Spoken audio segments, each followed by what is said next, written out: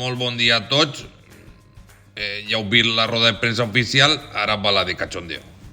Estic així al costat en el senyor alcalde i a l'altre costat que pareix Serralbo, però no és el responsable de l'empresa que faran la transformació de l'estadi.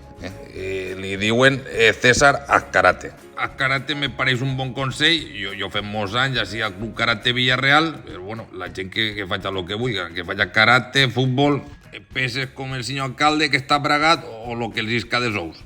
Bueno, altre canvi en el senyor alcalde en un bidet, ja van fer aquell del pavelló de Formigó i ara tenim una altra obra per mig, del Partido Obrero, i jo sempre estic ideant alguna obra. Què fer? És que fem un bon tàndem.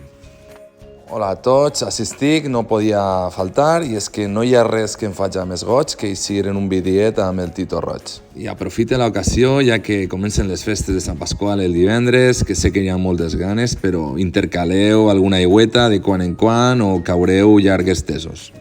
Bueno, pues anem al tema, anem a veure 4 imatges de com queda l'estadi.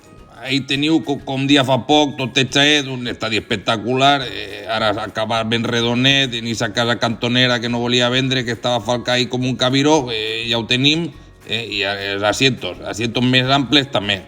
Se t'ha fet el cul gros de menjar al paelló l'arròs, pues ara estaràs més còmode. Marcaors nous gegants, la gent me pregunta també si veurem la banda. No patiu, claro que la veureu, la banda. Portaré les millors bandes de música de tota la província, cada partit.